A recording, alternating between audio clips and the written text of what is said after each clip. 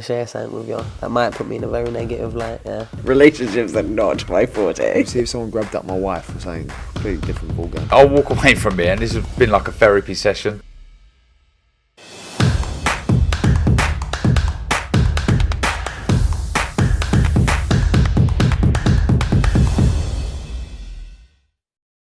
Razaban IFL TV proudly sponsored by Everlast. With me on Zoom all the way from New York City, Otto Wallin. Otto, it's been a while, my man. How are we doing?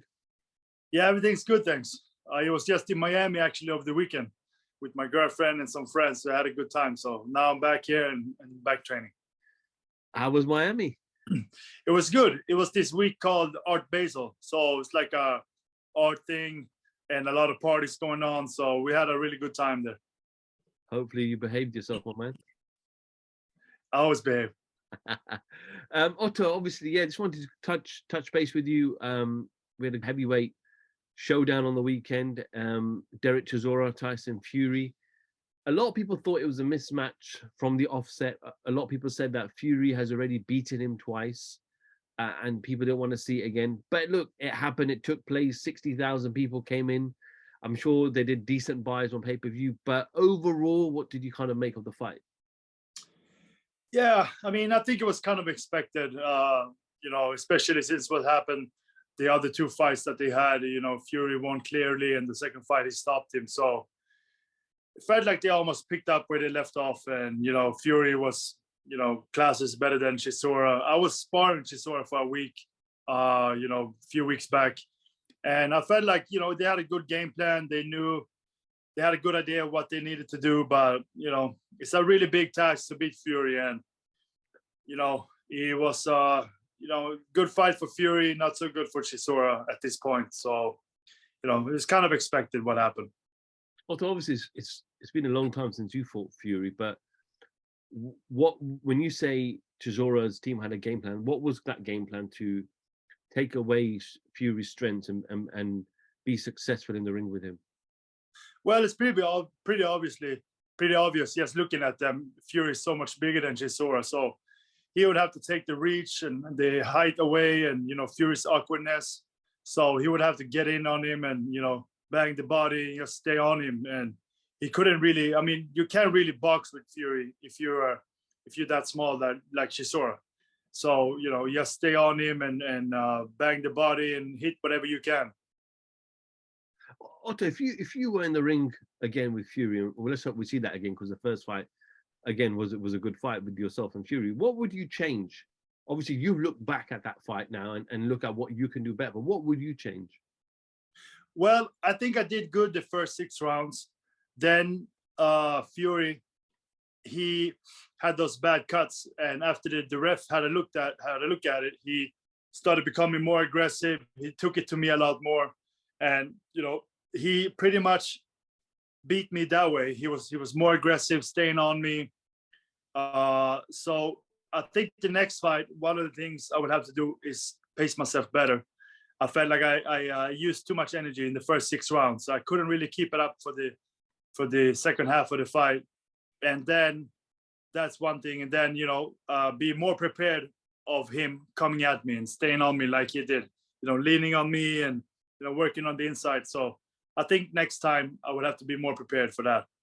We saw after the first kind of 2-3 rounds that this was going to be very difficult for Derek to beat Fury. It's going to take something very special, a lucky punch almost.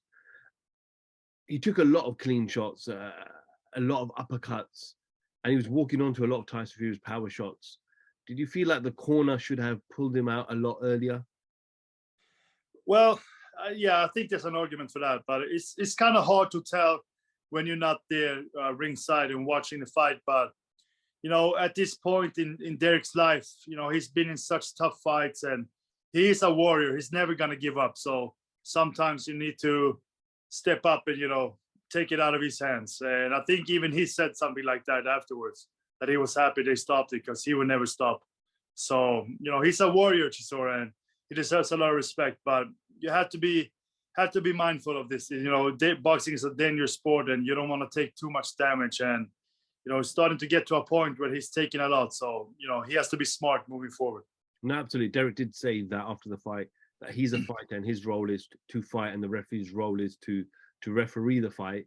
And he said that the referee did the right thing in stopping it. But does he still have a future in the heavyweight division? I know in that elite top 3-4 names, maybe not, but does he still have a future, or is it time for Derek to say thank you to boxing and goodbye to boxing?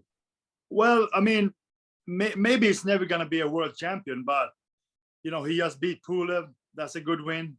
So if he can stay at that type of level, I mean, I think he can do really well. And that, you know, Pulev, he is, you know, he's one of the top guys, maybe what, a top 20 or something.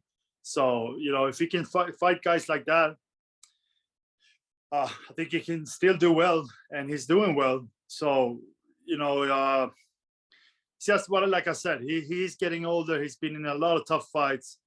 He's been a pro for a long time, and I hope that, you know, he's gonna make smart decisions now and not take too much damage, because it's not just the fights; it's also the sparring. You know, he has good fighters sparring him, and you know, taking shots there. But he's also giving, of course. But you know, just be smart, and he's a father, so want to see him do well after boxing also. No, absolutely. Also, obviously, we saw at the end of the fight, Tyson Fury calls out Alexander Usyk. Joyce jumps on the ring as well, and everyone's now talking which fight do they want to see next. And personally, I think both fights are great fights in different ways. But I just want to, because Usyk's the kind of the smaller guy, how difficult is it going to be for Usyk to beat Fury, considering that massive weight and height difference? Yeah, it'd be very difficult, of course. Usyk is smaller. At the same time, when you look at it, he's not that small. So I also been saying that, you know, Usyk's probably gonna be too small for Fury. At the same time, you know, what is he? Maybe 6'3" or 6'2" or something. When he was in the ring there, I didn't think that he was that small. So, you know, we'll see. I thought it was gonna be too small for Joshua also, but he wasn't. So you know, Fury is always gonna be the favorite for me, but you can never rule it out. I mean, he might pull it off. You know, he's a smart fighter. He's been in boxing for a long time, and he has a lot of experience. So it will be interesting. I want to see the fight, of course, and you know, we'll see. It will be interesting. Otto, who causes more problem to Fury, Usyk or Joyce? I think that's a good question. I think that it's a good question. I mean, Fury he's a really smart fighter. He's gonna try to, you know, outbox both guys, and maybe try and push them back also. I mean, if he can make Joyce go back, that would be so much easier for him. But Joyce, he's a really tough guy. He throws a lot of punches. Probably would stay on Fury. So it's hard to pick one. I think that both guys can give him problems. Even though I think Fury would probably be the favorite in both fights, but I think that both guys can give him problems, and in different ways, I think. Obviously, on the undercard, we saw another one of Frank Warren's heavyweight in Daniel Dubois. Went down 3 times in the first round. Did you see the fight? I saw that fight, yeah. What did you make of it? Well, it was strange. It was. I mean, I thought the fight was going to be over there in the first round. Looking back at it, I saw that Lerena hit him with a good shot on top of the head, I think, and buckled him a little bit, and he must have hurt his knee. So goes down, comes up, goes down 3 times, right, in the first round. I don't know. I mean, I thought it was going to be over. So you know, it was only a matter of time until the ref was going to stop it, I thought. But seemed like Lerena let him off a little bit. Seemed like, you know, if he would just pushed him a little bit more, you know, in the first round, and maybe more in the second, they would have stopped it. So it was a little bit strange, but, you know, Daniel came back, knocked him out. So that was kind of surprising. I thought the fight was going to be over there early on. Otto, what is the latest with you? I think you fought twice this year. Are we going to see you again this month, or is it now sometime next year? Well, I'll probably fight early next year, depending on what we can get. If I'm not able to land a bigger fight, I'll take a stay busy fight again, take what I can, just stay active. I'm hoping to get the Joshua fight. That's something we're working on and waiting to hear from them, hoping to get a real offer. We don't know yet, but there's been talks between Eddie and Dimitri, our promoters. So we'll see. I'm really hopeful I can get that fight. I think that would be good. I think, Joshua coming off of 2 losses. I think that would be a pretty easy fight to sell in the UK since I fought Fury and did well with him. So I think it will be good. I would love to get that opportunity. When you say a real offer, are we assuming that an offer has been made and it wasn't accepted because it was too low? There's been some numbers thrown around, but from my understanding, Joshua hasn't made up his mind yet. I think it seems like it's up to him who is going to fight, and I don't think he's made a decision yet. Interesting. That'd be great. That'd be great to see in the UK. And again, a southpaw for Joshua, to see how he kind of continues to develop in his career. Also, just want to go back a couple of weeks. Dillian Whyte fought Jermaine Franklin here in the UK, and you put some tweets out. Just want to kind of address those tweets where you said Dillian Whyte's a bully. Just want to kind of reflect on those and what you meant.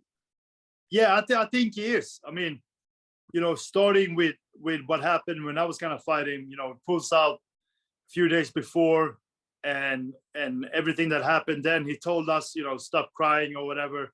But it's hard to stop crying when you don't get any evidence of any injuries or anything. And then he moves on, fights Fury, gets knocked out, comes back now with Franklin, and acting a fool, in the press conference and everything, just talking trash about Franklin and different things. I saw the glove selection. They were doing very strange stuff, and I felt like he was acting like a bully. And then, come in the fight and kind of fights like a bully too. He just needs somebody to stand up to him, and that's what Franklin did. So I liked the fight. It was a good fight, a close fight. I thought that maybe Franklin won it in the end. He did a good job, and he surprised me. A lot of people were split online and ringside. That some said Dillian, some said Franklin. Was it a robbery though? Do you feel like it was a robbery or not? Well, I tweeted it was a robbery. I felt that Franklin won when I watched the fight. Maybe if I would watch it again, find it a little bit closer. But, I think it was a close fight, but I felt like Franklin won in the end.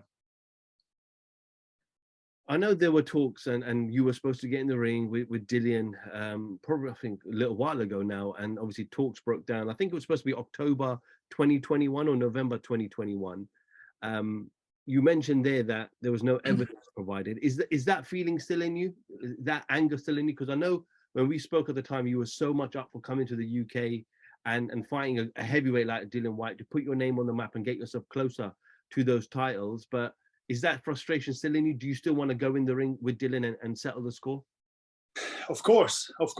I felt like, starting off, we had a contract signed. We were going to fight, I think it was 10 days out. Training camp was pretty much done. In the morning, I was gonna head out to the UK. I'd pack my bags, everything. Just gonna go to sleep, and then I get a text saying, don't get on the flight.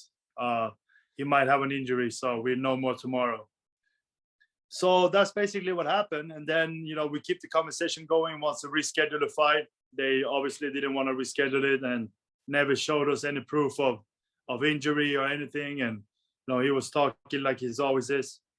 And that's how it went down. And then he goes on fight Fury, and it was unfortunate for me because the WBC had sanctioned the fight that the winner was gonna fight Fury, and I felt like I had a really good shot that I was gonna go over there and beat him and have a rematch with Fury. So a little frustrating, and Dillian Whyte is not my favorite. I'm probably not his favorite either, but I would like to fight him. And he's blocked me on Instagram, so maybe you can send him this message. Also, we know Eddie's spoken about a potential Dillian and Joshua fight, and like you said, Joshua doesn't know what he's doing just yet. He might have a keep busy fight or with his new training team, which we are assuming will be announced in due course. So if Dillian does take a fight early in the year to keep himself active ahead of a Joshua fight, would you want to put your name in the hat for that fight early next year? Definitely. I really want to fight Dillian. I think that that's a good fight for me. I know that I can beat him. I know that I will beat him if we fight. And I think he knows it too. That's probably why he pulled out last time. And, he shows no interest in fighting me. So, I would love to do that. And I come over to the UK for sure. No, absolutely. Well, we look forward to it. Otto, thank you for giving me a few minutes of your time, man. I know you're tied up and busy, just come back from a little party from Miami. But yeah, we look forward to some news and hopefully might see you here in the UK sometime next year. I would love that. Thank you very much. Otto Wallin, IFL TV, thank you very much.